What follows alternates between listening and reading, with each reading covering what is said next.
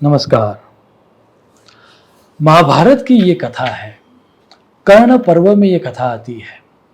दो नदियों के संगम स्थान पर कौशिक नामक एक ब्राह्मण रहता था।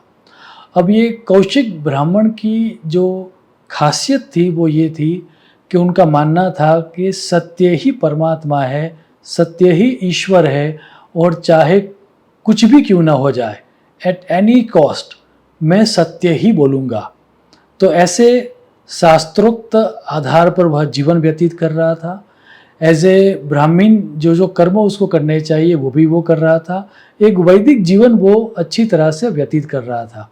एक दिन वो अपनी झोंपड़ी के बाहर बैठा था, अपने आश्रम के बाहर पर बैठा था, तभी दो चार लोग एक तरह से डरे हुए, पसीने से तरबतर दौड़ते हुए आते हैं और उसके सामने ही एक जो झाड़ी थी वहाँ पर जाके छुप जाते हैं। अब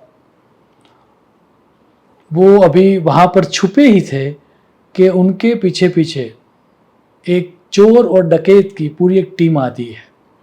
और चोर और डकैत, क्योंकि वो एरिया में ही उनका काम था चोरी और डकैती करना, वो कौशिक ब्राह्मण के बारे में जानते भी थे।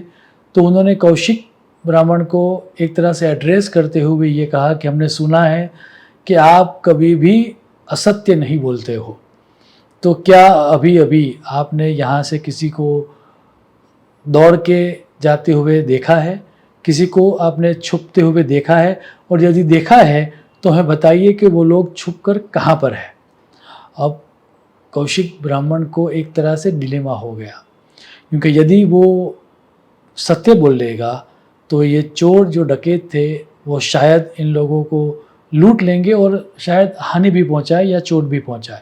और यदि वो न बोले तो उसके सत्य के जो व्रत था वह टूट जाता। अब क्योंकि कौशिक एक तरह से जो मान लिया सो मान लिया, सो करना है सो करना है, उस तरह की मेंटालिटी वाला ब्राह्मण था, वो इशारा करके दिखा देता है कि वो लोग वहाँ पर छुपे हुए हैं। अब जैसे ही कौशिक ने बताया, चोर और डकैत वहाँ पर जाते हैं, उनको लूट लेते हैं, और सिर्फ लूटते नहीं है, उसको मार भी डालते हैं। जितने भी लोग थे उन सबको मार डालते हैं। वेद व्यास जी महाभारत में ये लिखते हैं कि कौशिक सत्यवादी तो था, लेकिन उसको हित अहित का ज्ञान नहीं था। वास्तविक धर्म अधर्म की जो डेफिनेशन है उसकी समझ उसके अंदर नहीं थी, और इसीलिए उसके सत्य बोलने की जिद के कारण उन लोगों की हत्या हुई, उन लोगों की जान गई। और इसीलिए कथा ये कहती है कि मरने के बाद कौशिक को नर्क जाना पड़ा।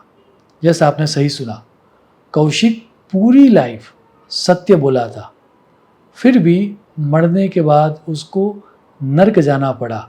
और इसीलिए सत्य का आचरण हमें किस तरह से करना चाहिए या सत्य हमें किस तरह से बोलना चाहिए, वह दर्शाता सूत्र स्वयं श्री कृष्ण भगवान ने भगवद गीता में दिया है।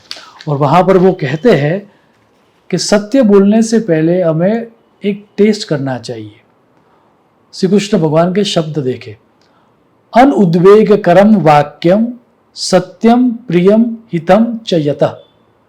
अर्थात सत्य एक्सप्रेस करने से पहले हमें कुछ चीज़ें परखनी चाहिए।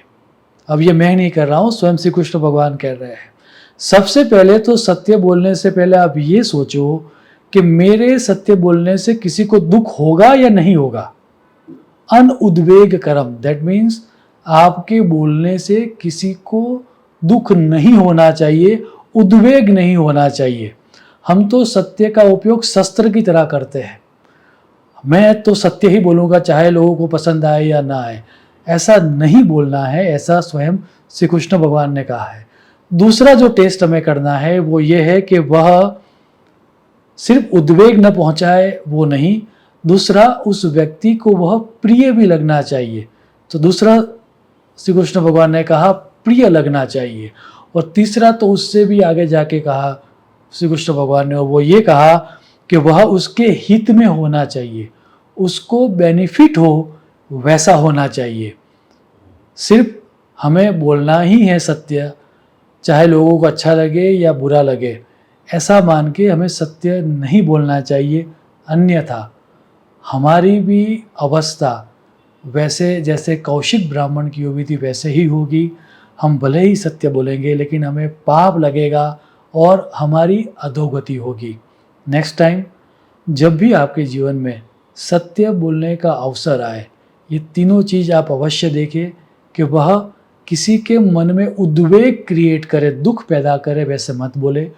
उसको प्रिय लगे उस तरह से बोले और उसके हित में हो वही सत्य उसको कहे, अन्यथा आप मौन रहे।